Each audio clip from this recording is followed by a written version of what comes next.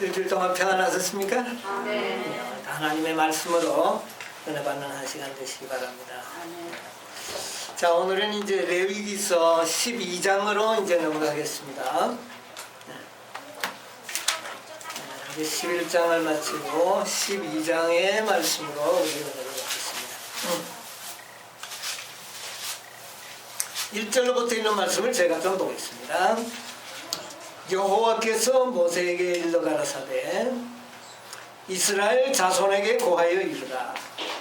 여인이 잉태하여 남자를 낳으면 그는 7일 동안 부정하리니 곧 경도할 때와 같이 부정할 것이며 제8일에는 그 아이의 양피를 뺄 것이요 그 여인은 오히려 33일을 지나야 산혈이 깨끗하리니 정결케 되는 기한이 차기 전에는 성물을 만지지도 말며 성소에 들어가지도 말 것이며 여자를 낳으면 그는 이 7일 동안 부정하리니 경도할 때와 같을 것이며 산혈이 깨끗하게 되면 66일이 지나야 하리라.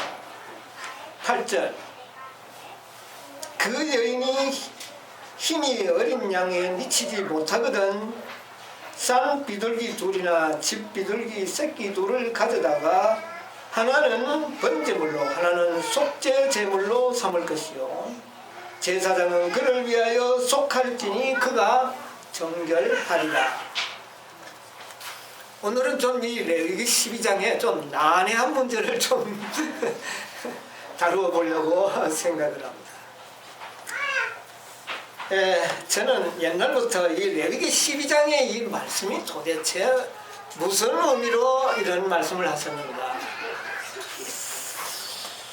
참 궁금한 마음을 늘 가지고 있었고 이제 레위기 12장을 공부하게 되면 이 말씀을 좀 강론하고 싶었는데 선명하게 제 머리에 무언가 그림이 그려지지 않아서 새벽으로 좀 잠이 깨면 이 말씀을 깊이 명상하면서 뭔가를 좀 하나님의 진리를 깨닫기로 원했습니다.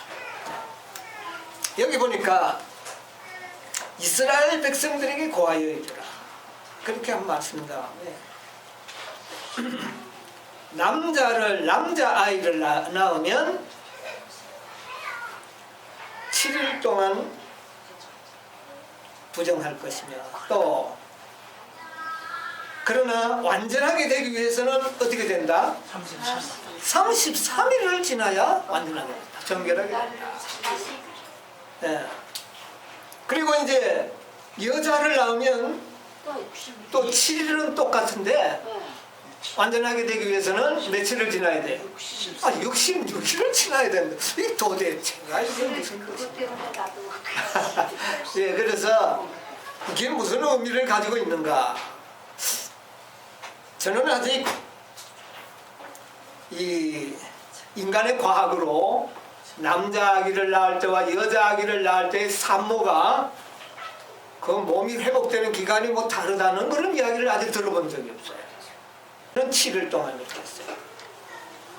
이게 도대체가 남자아이보다 여자아이는 배의 시간이 더 걸리는 것으로 그렇게 여기에 이야기를 하고 있습니다. 도대체 이게 무슨 의미를 가지고 있는가? 좀 이 속에서 구속의 경륜을 좀 알려고 제가 기도하면서 말씀을 좀 보았습니다. 그런데 8절에 보면 이제 그렇게 시간이 다 지나고 난 다음에는 어떻게 해야 한다고 그랬어요? 무슨 제물을 드리라? 번제를 드리고 하나는 속죄를 드리라. 이 속죄는 어떤 경우에 드리는 겁니까? 죄를 지었을 죄를 지었을 때 속죄를 제사를 드리는데 그러면 아기를 낳는 자체가 무슨 이게 뭐 제약적인 일인가 이게? 속죄해야 할 이유가 뭔가 도대체가 이 뜻이 뭔가? 이것에 대해서 좀 생각을 해봤습니다. 이것이 제 지금 이 깨달음이 아주 이 말씀의 정확한 해석인지는 저도 잘 모르겠습니다. 그렇지만 이 말씀 속에서 분명히 진리는 제가 좀 찾아봐야 되겠다. 그렇게 좀 생각을 했습니다.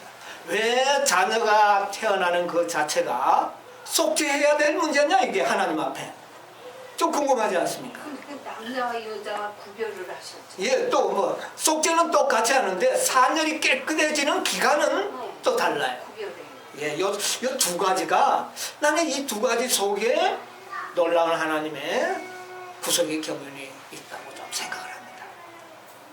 왜 우리 인간들이 태어나면 결론적으로 속죄제를 드려야 되는가? 이게 첫째 좀 해결이 돼야 될 것 같아요. 여러분, 사단과 하나님의 그 영적 전쟁에서는 사실 우리는 태어날 때에 어떤 존재로 태어납니까? 자, 우리 한번 보겠습니다. 갈라디아 3장에 있는 말씀. 여기서 우리는 진리를 연구하는 하나의 실물 교훈으로 좀 사용을 해보겠습니다. 갈라디아 3장 23절에 무슨 말씀이 주어져 있습니까? 믿음이 오기 전에 우리가 율법 아래 매인가 되고 계시될 믿음의 때까지 갇혔느니라. 자, 우리가 23절에 뭐라 그랬냐면 우리가 어디에 태어났다고요? 율법 아래. 예, 믿음이 오기 전에 우리는 다 어디 아래 있다고요? 율법 아래.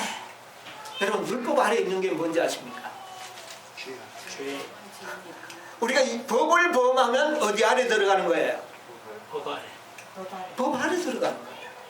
우리가 도적질하면 법 아래 들어가요. 그 말은 다시 말하면 뭐라는 말입니까? 죄인이란 말이에요. 믿음이 오기 전에는 우리는 다 어디에 속했다? 죄에서. 율법 아래 속했다. 그러니까 우리가 태어났을 때는 어떤 존재로 태어난다는 말입니다. 죄인. 율법 아래. 그러니까 죄의 존재. 우리가 태어날 때 죄인으로 태어나는 거죠. 죄인으로 태어나. 자, 로마서 3장에 있는 말씀을 또 우리 사도 바울의 말씀을 좀 인용해 보겠습니다. 3장 9절 10절요.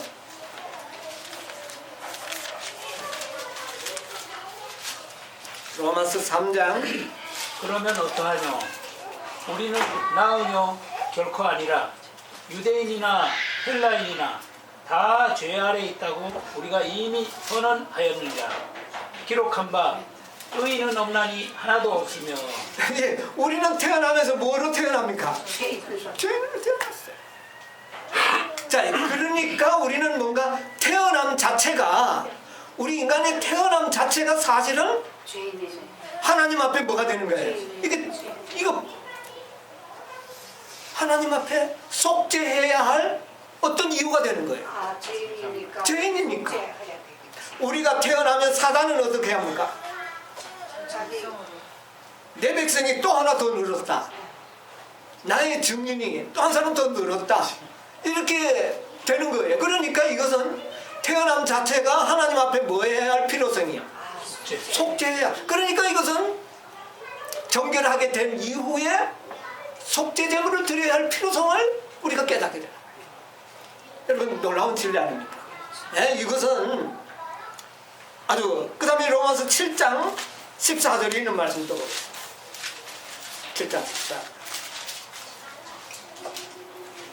우리가 율법은 신령한 줄로 알거니와 육신에 속하여 죄 아래 팔렸도다. 우리 모든 인생들은 아담 하와의 범죄함으로 말미암아 어디에 팔려버렸습니까? 죄 아래. 죄 아래 팔려버렸어요. 그러니까 우리의 태어남 자체가 사실은 하나님 앞에 속죄해야 할 필요성이 있다는 것을 여기에 암시하고 있는 거예요. 예, 사단은 한편 자기 백성이 하나 더 늘어난 것이고, 그렇게 되는 이런 인생의 근본적인 속절없는 인간의 상태를 보여주는 그런 진리를 이 속에서 찾아낼 수가 있는 것 같아요. 저는 그렇게 좀 이 말씀을 적용을 했습니다. 예, 그렇지 않고는 속죄해야 할 이유가 없지요. 네, 없기 때문에. 자, 그러면 남자아이와 여자아이의 차이점은 뭐냐? 남자아이는 낳으면 33일이 지나야 정결하게 되고, 여자아이를 낳으면 며칠이 지나야? 60. 배를 지나야 돼. 66일. 이것은 어떤 과학적으로 증명할 방법은 지금까지 없어요. 이렇게 과학이 발달돼도 이런 이야기는 들어본 적이 없어요. 그러면 여기서 분명히 영적인 뜻이 있다는 이야기죠. 하나님께서는 까닭 없이 이런 말을 기록하시도록 하시지 않았다는 거예요. 자, 그러면 이것을 기간적인 것으로 생각지 말고 이 숫자의 개념으로 한번 우리가 생각해 보면 3이라는 숫자는 누구를 상징하는 숫자? 3. 하나님을. 예, 3이 하나님. 이 3이 하나님을 상징하는 수가 바로 이 3입니다. 그러면 33이라는 것은 신의 아들은 누굽니까? 그리스도.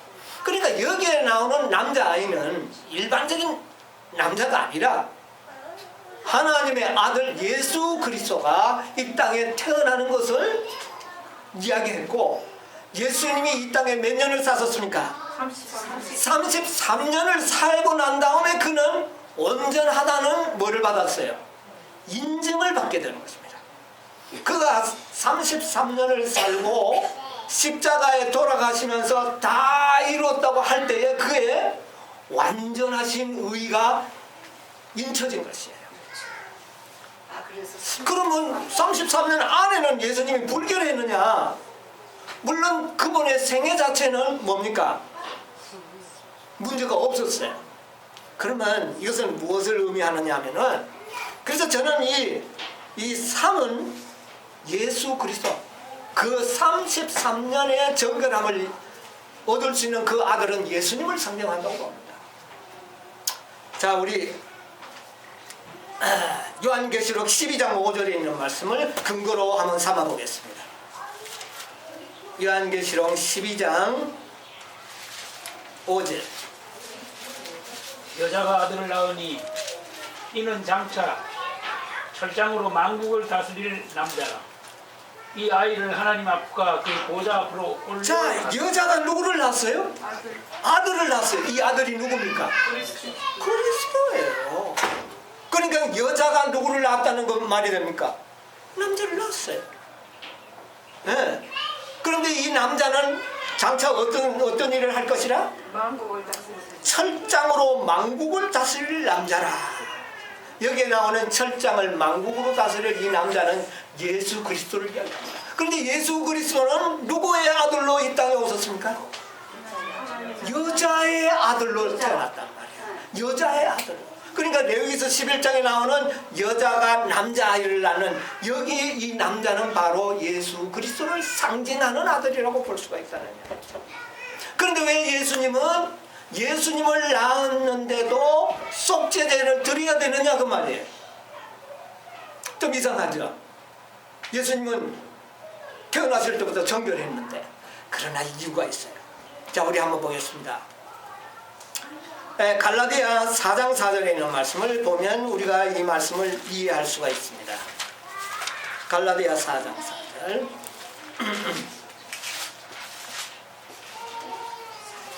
때가 차매 하나님이 그 아들을 보내사 여자에게서 나게 하시고 율법 아래 나게 하신 것. 자, 예수님도 보니까, 요즘 예수님도 보니까 역시 우리들과 똑같이 어디에서 났습니까? 율법 아래. 예, 동일합니다.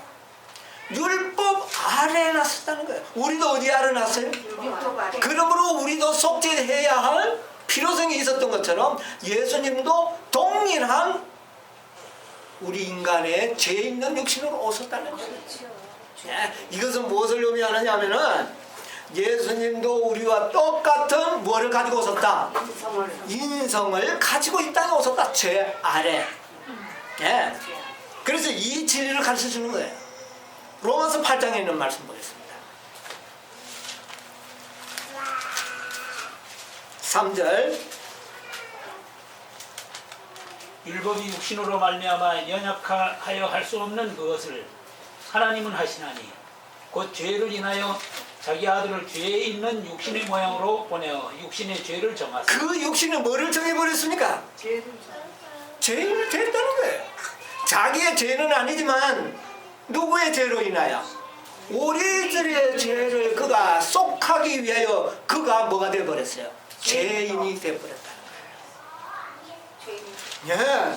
그래서 그는 이 땅에 오셔서 죄인의 몸을 가지고 오셨지만 그는 33년을 지난 이후에 그가 정결하다는 인정이 됐습니까? 안 됐습니까? 예. 그에게는 죄의 어떤 성향도 그에게 나타나지 않는 완전한 생애를 사심으로 그가 정결함이 입증이 되어버린 것입니다. 그 기간이 얼마였습니까? 33. 그러니까 기간적으로 보지 말고 숫자적으로 33. 네. 아들은 예수님은 완전한 생애를 사셨다는 거죠. 자, 그 다음에 우리가 또 한 가지 우리가 이제 여기서 예수님도 우리와 똑같은 그 인성을 지었다. 오늘날 이 성육신에 대한 오류들이 참 많죠. 자, 여기 있는 연애신에 있는 말씀을 하나 보겠습니다. 이것은 요한복음 1장 14절의 그 주석인데 인간의 육체 가운데로 그리스도께서 성육신 하신 교리는 만세와 만대로부터 오므로 감추었던 신비이다. 그것은 크고도 심오한 경건의 비밀이다.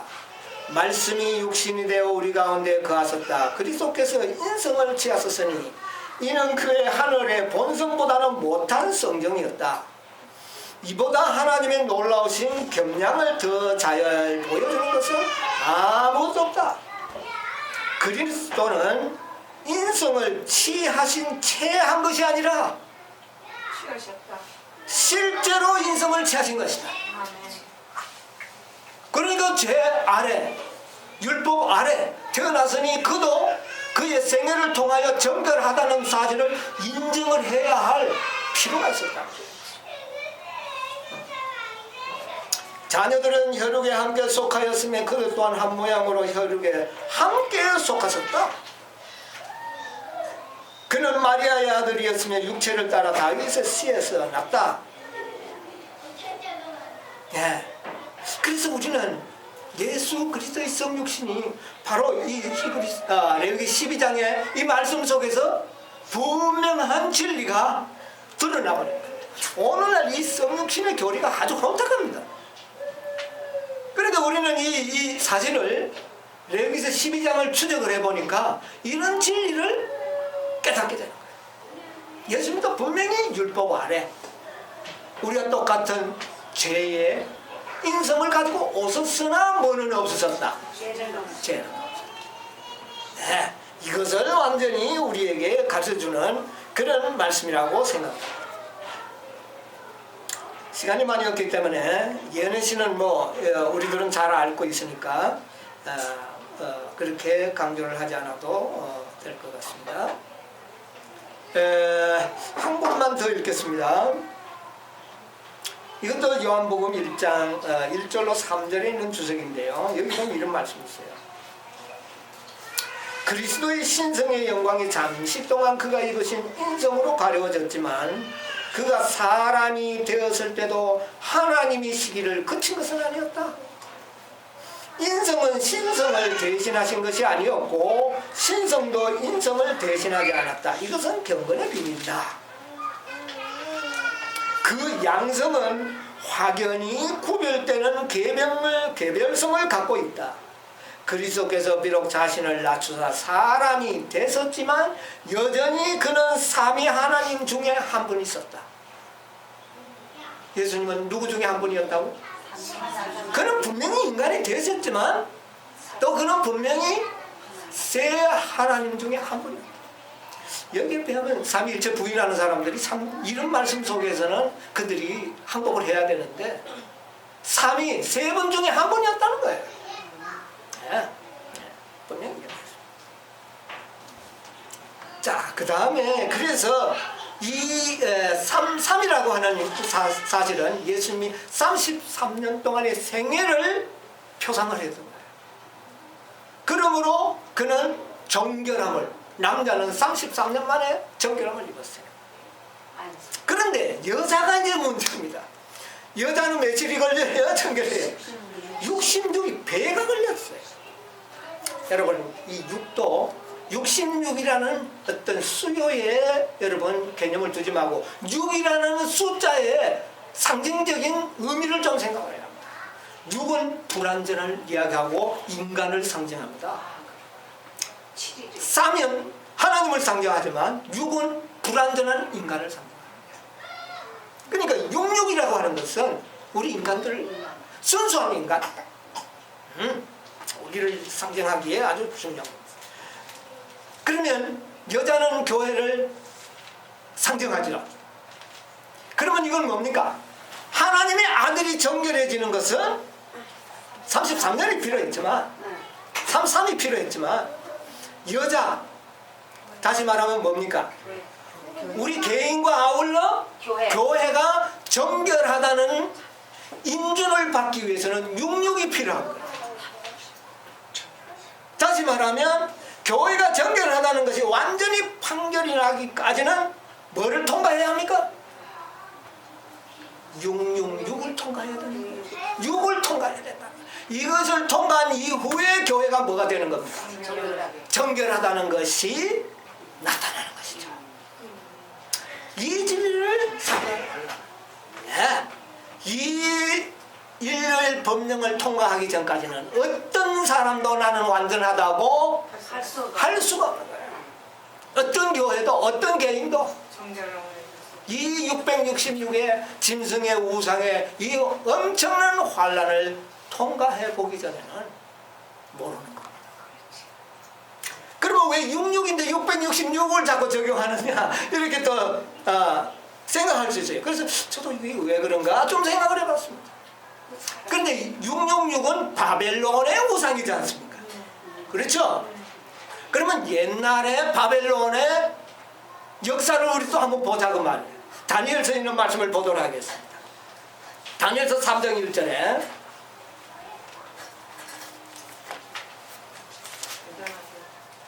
다니엘 3장 1절을 좀 보도록 하겠습니다. 느부갓네살이 금으로 신상을 만들었으니 무엇으로요? 금신상. 예, 보겠어요. 고는 60규빗이요 광은 6규빗이라 그것을 바벨론 도의 두라 평지에 세웠다. 그러니까 이 신상의 총 숫자가 얼마입니까? 66. 66입니다. 예. 바벨론이 세운 우상이 66이었어요. 그런데 앞으로 세워질 바벨론의 우상은 이거보다 더 완전한 666이 되는 거예요. 그래서 이 66은 666의 또한 상징이 된다는 이야기. 무슨 말인지 이해하십니까? 예. 그래서 이 666, 그러니까 66에서 666 짐승의 우상을 통과하기 전까지는 그 어떤 교회나 어떤 개인도 나는 완전하다고 할 수가 없어. 이것을 지나야 산혈이 어떻게 되는 겁니까? 깨끗하게. 네, 이 구속의 경륜이 저는 이 출산의 이 건강 법칙을 통하여 하나님께서는 우리에게 가르쳐주시는 것이라고 저는 믿고 싶습니다. 그래서 이 남은 교회의 개념을 이제 우리가 잘 알아야 돼요. 남은 교회, 이 남은 교회, 진정한 성경과 예언의 신의 이야기는 남은 교회는 어떤 조직이 아닙니다. 뭐였어요? 666을 통과해가지고 666을 통과해서 정결하다는 사실을 입증받은 그들이 무슨 교회입니까? 남은 교회입니다. 네. 그 사람들을 일컬어 우리는 누구라고 이야기합니다? 남은 자손이요 14만 4천입니다. 아멘. 예, 분명하지 않습니까? 남은 교회의 개념은 조직의 개념이 아닌 바로 이 666을 통과해서 마지막 승리한 백성들이 남은 교회예요. 그 그들이 바로 14만 4천 무리다. 예.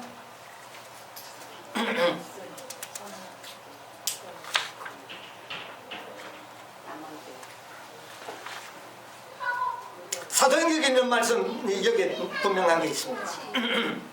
거룩한 이상 가운데 선지자는 하나님의 남은 교회의 최후의 승리를 보았다. 네, 남은 교회의 최후 승리를 보았다. 선지자는 다음과 같이 기록하고 있다. 내가 보니 불이 섞인 유리바다 같은 것이 있고 이기고 벗어난 자들이 유리바닷가에 서서 하나님의 검은고를 가지고 하나님의 종 모세의 노래 어린 양의 노래를 불러 가로되 주 하나님 전능하신 이여 하시는 일이 크고 기이하시도다. 만국의 왕이시여 주의 길이 의롭고 참되시도다. 또 내가 보니 보라 어린 양이 시온산에 섰고 그와 함께 14만 4천인이 있었는데 그의 말에 어린 양의 이름과 그 아버지의 이름이 쓴 것이었다. 최후의 승리자들을 딱 보니까 그들이 바로 누구였어요? 14만 4천인데. 그래서 이런 무리들이 제우적으로 정결하다는 사실이 판정이 나고 입증이 나기 위해서는 뭐를 통과해야 된다? 육육을 통과해야 된다는 거예요. 육육. 그 전에는 그 누구도 나는 남은 무리 옛날에 누가네살 왕이 세웠던 그 육육은 66이고 앞으로는 그보다 더 크고 더 완전한 우상이 세워지는데 그게 바로 뭡니까? 예, 그것이 바로 666이에요. 아, 그것이 666이다. 예, 그것을 통과해야지만 정결해져서 이들은 승리한 남은 교회라고 하는 특권의 그 놀라운 칭호를 갖게 된다. 네. 이것은 최종적인 결론입니다. 그래서 우리는 지금 남은 교회의 논쟁이 참 뜨겁죠. 재림교회는 자기가 뭐라 그럽니까? 남은 교회라고. 또 개혁운동은 개혁운동은 또 자기들이가 나오는 거죠. 예, 우리도 그렇게 믿고 그렇게 가르쳤죠.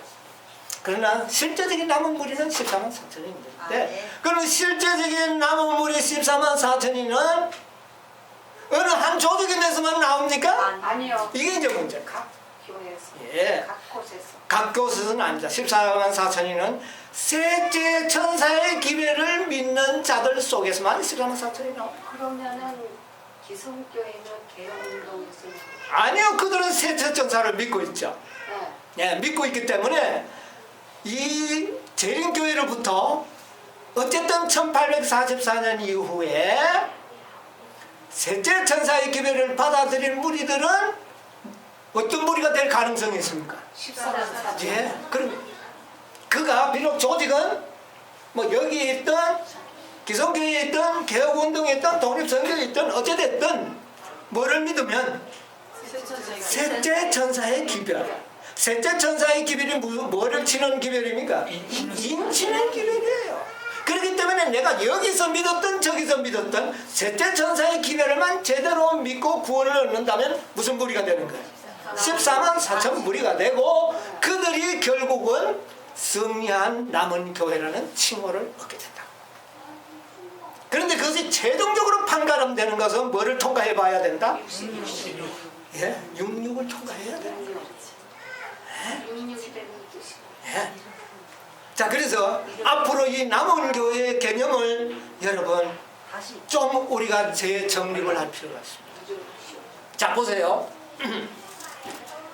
엘렌 G 화이트께서는 남은 교회라는 말을 이미 많이 사용하셨습니다. 남은 교회라는 말을 사용했어요. 그러니까 자꾸 교회를 주장. 예, 그래서 조직 개념을 자꾸 우리는 생각하는데 조직 개념으로 생각하지 말고 기별 개념으로 생각을 해요. 기별 개념. 예, 기별을 개념으로 생각해요. 자, 보세요.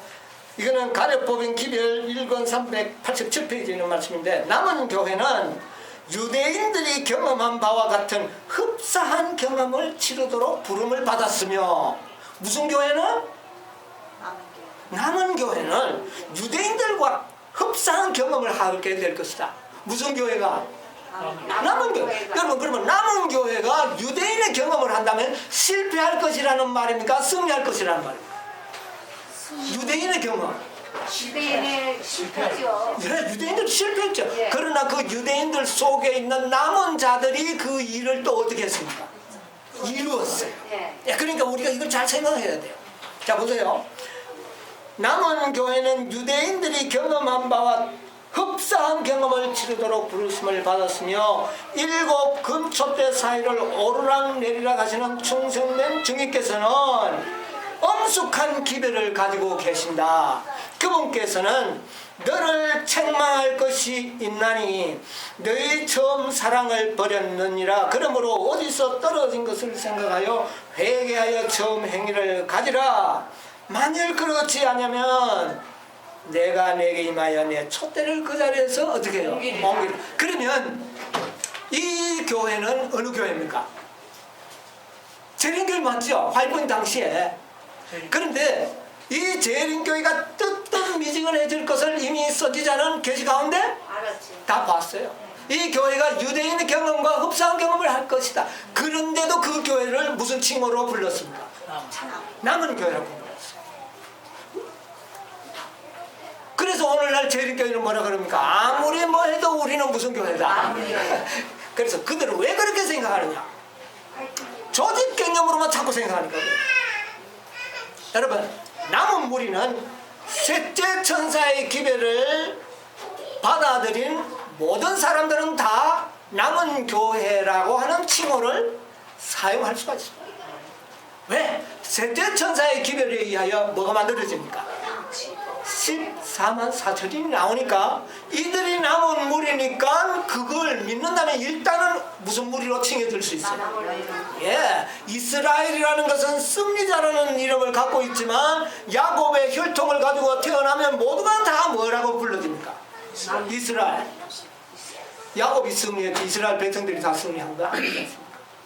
그러므로 인치는 기별을 받아들이는 무리들은 일단은 무슨 백성이다? 이스라엘이고 남은 교회라고 불러질 수 있다고 말입니다.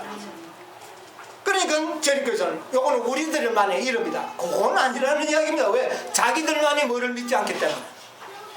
셋째 천사의 기별을 믿는 그 외에도 셋째 천사의 기별을 믿는 무리들이 그 조직 이외에도 있어요 없어요? 있어요. 그러므로 그들도 여전히 무슨 백성이에요? 남은 백성이다. 그러나 실제적인 남은 무리는 그 기별을 인하여 품성이 완전히 변화된 14만 4천. 진짜 육육을 통과해서 승리한 자들이 진짜 무슨 칭호를 갖게 돼요? 남은 교회가. 그러나 하나님이 보시고 지금 아직까지 육육을 통과하기 전에는 셋째 천사의 기별을 믿고 있는 자라면 다 남은 교회라는 이름을 불러도 하자가 없다는 이야기. 왜? 기별이 다른 것이 아니지 않습니까? 셋째 천사의 기별. 셋째 천사의 기별은 어느 한 조직의 독과 정물이 될 수가 없습니다. 이것은 이미 1844년에 이 지상에 뭐 해버린 기별입니까? 공개된 기별이기 때문에 누구든지 저를 믿으면 어떻게 돼요? 누구든지 남은 백성입니다. 어디에서 믿든 남은 백성이에요. 그러나 진실로 남은 백성이 끝까지 남은 자가 몇 명이다? 14만. 그것을 무엇을 경험한 이후에 육육을 경험해야 됩니다. 그래야 산열이 어떻게 되는 겁니까? 정결해졌다. 이런 하나의 놀라운 하나님의 구속의 경륜이 이 속에 들어있다고 저는 믿고 있습니다. 아멘. 자, 우리가 이것을 좀 생각을 해보면요. 그래서 재림교회가 분명히 남은 교회라는 칭호를 가지고 있었습니다. 정결했기 때문이 아니라 셋째 천사의 기별을 받았기 때문에. 선지자는 이미 타락할 줄 알았어요. 유대처럼 될 줄 알았어요. 그러나 그들은 일단은 뭐를 받았습니까? 셋째 천사의 기별을 받았어요. 그러므로 남은 교회라는 칭호를 가질 수 있어요. 아무리 독립선교든 뭐 개혁운동이 누구든지 그들이 무슨 기별을 믿고 있다면 셋째 천사의 기별을 오류가 아닌 셋째 천사의 기별을 믿고 있다면 그들도 무슨 교회예요? 남은 교회. 아멘. 그러나 진정으로 하나님께 정말 그 특권을 얻을 수 있는 사람은 뭐를 통과한 이후에 666을 통과해야 된다는 것입니다. 이것을 우리는 그래서 재림교회도 남은 교회라는 칭호를 두를 수가 있고, 우리는 과거에는 재림교회는 타락한 교회니까 아니다 이렇게 생각을 했어요. 이것이 나는 성경적으로 봤을 때는 이제 보니까 그것이 그렇게 말하는 것은 우리의 자만이 될 수가 있어요. 왜? 재림교회 안에도 분명히 지금도 개인적으로는 이 기회를 통하여 무슨 무리가 나올 수 있습니까? 14만 4천 무리가 나올 수 있습니다. 그러니까 그들 때문에 그 교회가 남은 무리라고 불러지는 것까지는 하나님이 허락하셨다는 겁니다. 아멘. 아멘. 재림교회가 셋째 천사의 기별을 완전히 역사적인 기별 자체를 부인하지 않는다면 그는 남은 교회. 개운도도 남은 교회. 그리고 독립선교도 셋째 천사의 기별만 제대로 가르친다면 그가 무슨 교회예요? 남은 교회의 한 백성이라. 그런데 우리는 교파의 장벽을 세워가지고 이렇게 아웅다웅하는 것은 하나님 뜻이야. 그럼 가장 중요한 것은 뭡니까? 넷째와 다섯째는 그러면 없는 거냐? 그건 아니에요. 이 남은 교회 칭호를 얻었던 자들이 무슨 경험을 한다고요? 유대의 백성들의 경험을 하게 될 것이다. 그러므로 유대 백성들이 그때 정적인 교회만 신뢰한 것이 아니라 조직은 있었지만 그들은 남은 무리들이 끼리끼리 또 어떻게 했어요? 신앙의 동질성을 가진 사람들이 신앙 회복운동을 벌이기 위해서 노력했던 것처럼 오늘날 또 우리는 지금 뭐 하고 있는 겁니까? 신앙 회복운동을 하고 있는 겁니다. 현대진리 회복. 이런 운동이 두 차례 있을 것을 예언한 것이 넷째 천사와 그 다음에 몇째 천사, 다섯째 천사. 그래서 이 사업이 맞춰진다. 완전히 산혈이 깨끗해져서 정결함을 입는 백성 이 땅에 탄생될 것에 대한 예언이라는 것이죠. 그래서 우리가 이 남은 교회 안에서 점점 더 좁은 길로 가는 백성들을 따라가는 거예요. 너희는 무슨 길로 가라? 우리는 좀 더 좁은 길로. 숫자가 많아지는 것이 아니라 저 좁은 길로. 이것이 바로 하나님의 섭리가 이 출산의 전개를 통하여 이 놀라운 구속의 비밀을 우리에게 깨닫게 해주는 실물 교훈으로 보여주신 것이라고 저는 좀 믿고 있습니다. 자, 여기에 보면 이런 말씀이 있습니다.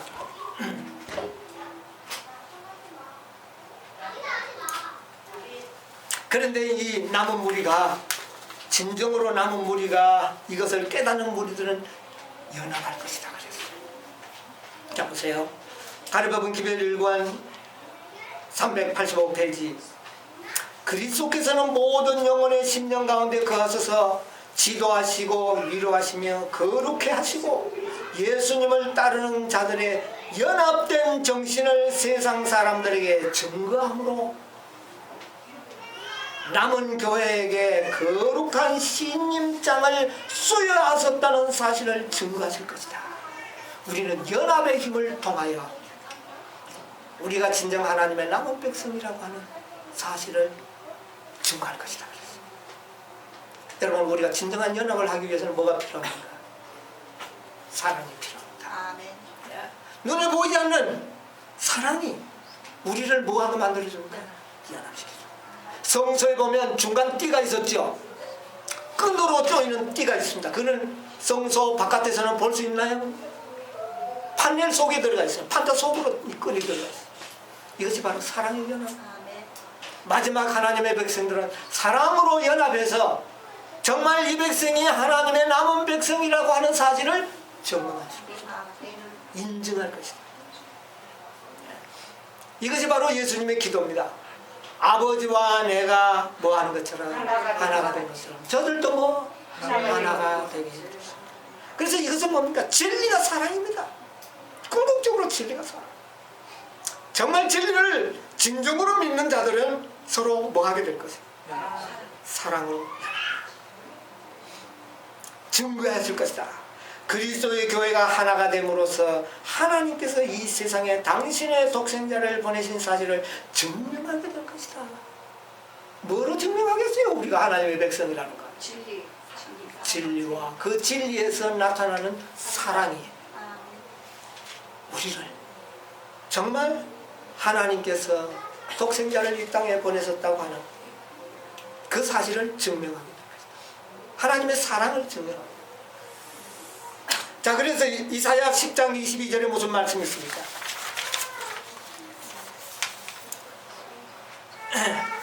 이사야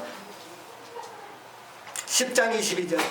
이스라엘이여 네 백성이 바다의 모래 같을지라도 남은 자만 돌아오리니 너희는 공의로 괴멸이 작정되었습니다. 예, 뭐라고요? 이스라엘이 바다의 뭐가 같을지라도 모래가 남은 교회 백성이 바다 모래 같을지라도 어떤 자만 남은 구원받게 자만 됩니다. 돌아. 남은 자. 그 가운데 진실로 남은 자.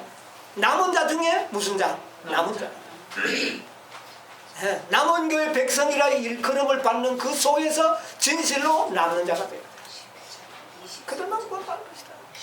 예. 로마서 9장 27절에도 이사야 선지자의 말씀을 비유로 말씀하셨죠. 읽어볼까요? 9장 27절. 또 이사야가 이스라엘에 관하여 외치되 이스라엘 뭇 자손의 수가 비록 바다의 모래 같을지라도 남은 자만 구원을 얻으리니 어떤 자가 구원받겠다고요? 남은 자는 언제 남아야 됩니까? 언제? 666 사건이 터질 때 남아야 되는 겁니다. 예, 그전에는 우리 모두가 남은 백성이라고 일컬음을 받지만 어디를 통과해야? 666을 통과하고 남는 자가 진실로 남는 자. 예. 자, 우리 이사야 30장 17절에 있는 말씀 보겠습니다.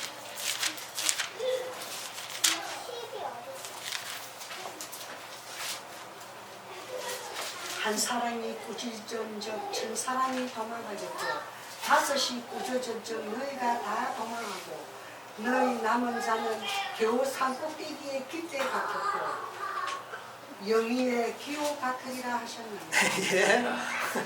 한 사람이 꾸짖으니까 어떻게 됩니까? 천 사람이 천 사람이 도망가고. 근데 다섯이 꾸짖으니까 어떻게 됩니까? 다 도망. 다 도망가 버렸어. 다섯 천사와 무관하지 않습니다. 그렇지 않습니까?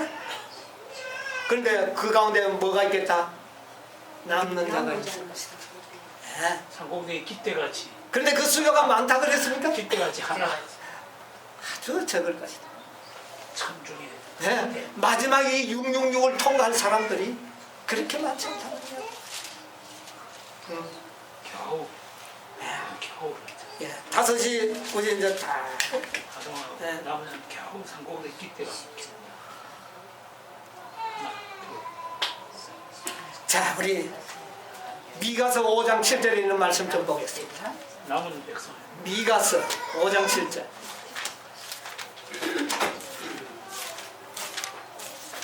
야곱의 남은 자는 많은 백성 중에 있으리니 그들은 여호와께로서 내리는 이슬 같이 예, 야곱의 남은 자는 많은 어떻게 해요? 백성 중에 있으리니 여러분, 남은 자가 물론 깃대를 드는 자가 있기는 있어요. 깃대는 누군가는 들어야 됩니다. 그죠? 그러나 남은 백성은 진짜 남은 자들은 어디에 있을 것이다? 어느 속에 있을 것이다? 많은 백성 중에 백성 중에 있을 것이다. 흩어져 있다는 말입니다. 재림교회만 있는 것이 아니고 개운동만 있는 것이 아니고 어느 특별한 단체만 있는 것이 아니에요. 그러나 깃대를 드는 완전한 진리의 깃대를 드는 백성은 있을 거예요. 그러나 그 깃대를 보고 많은 백성 중에 흩어져 있던 무리들이 마지막 666을 통과하면서 전달이 나가요. 그 교회는 정결한 교회죠. 왜? 뭐를 통과했으니까? 66을 통과했으니까 사절이 깨끗하게 생긴 거예요. 그래서 우리는 지금 셋째 천사의 기별을 믿는 백성들은 어느 한 조직 속에만 있는 것은 아닙니다. 흩어져 있어요. 그 가운데 뭐가 있겠다? 남는 자가 있을 것이다. 6666을 통과할 자가 있을 것이다. 예, 진정한 나무머리가 나온 것이다. 8절에도 그 말했죠. 미가서 5장 8절에도. 야곱의 남은 자는 열국 중과 여러 백성 중에 있으니 예, 흩어져 있다는 말입니다. 어느 한 집단, 어느 한 조직에만 묶여 있지 않습니다. 그러므로 우리는 옛날에 유대인들처럼 우리만 구원받고 너희들은 다 이런 좀 사상들은 우리가 안 하는 것이 우리의 성품에 도움이 됩니다. 아멘. 예. 아멘. 그런 마음을 갖고 있으면 자만심과 교만심이 들어가고 사단의 정신이 들어올 수가 있습니다. 자, 우리 스바냐 3장 13절에 있는 말씀 보고 마치도록 하겠습니다. 스바냐 3장 13절.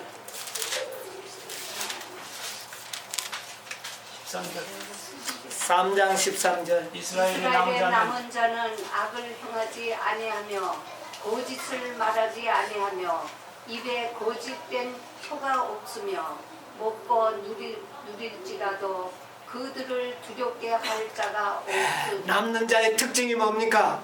거짓이 없네. 예. 입에 거짓이 악을 행치 아니하며 없으니까 거짓을 말하지 아니하며 입에 계율한 혀가 없으며 먹으나 이런 자는 누구나 놀라게 할 자가 없다. 이런 자가 어떤 자입니까? 남은 자. 품성이 어떨까요? 품성이 완전한 하나님의 율법으로 완전히 임박여지고 하나님의 사랑으로 완전히 꼴찌어져 버린 이런 사람들, 그런 자들은 놀라게 할 자가 없다. 7장을 통과해도 그들은 놀라지 않고 주님만을 어떻게 할까요? 바라보고 신뢰합니다. 14만 4천의 특징이 뭡니까? 그 입에 뭐가 없으며 거짓이 없으며 하나님의 계명과 예수 믿음을 지킨다. 이런 자들이 어느 한 조직에만 있겠습니까? 그럴 수가 없는 거죠. 셋째 천사의 기별을 믿는 몸도. 그러나 그 깃발을 든 자, 외치는 자, 그런 자들은 한 무리가 있을 겁니다. 그러나 그 무리가 수요는 많을 필요도 없고 많지 않다.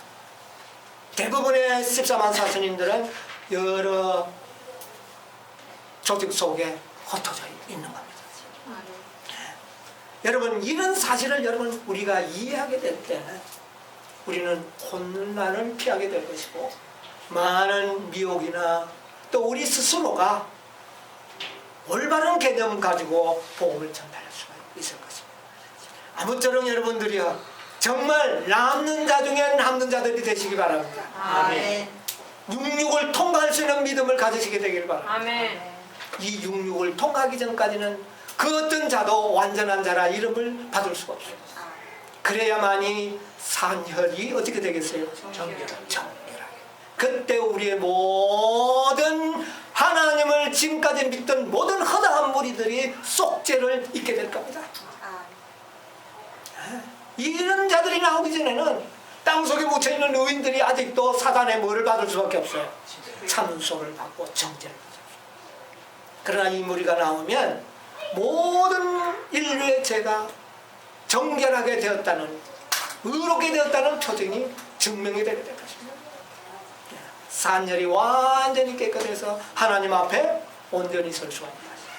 이런 정결함을 입는 백성들이 되시기를 간절히 바라면서 오늘 말씀을 마치겠습니다. 아멘. 아멘.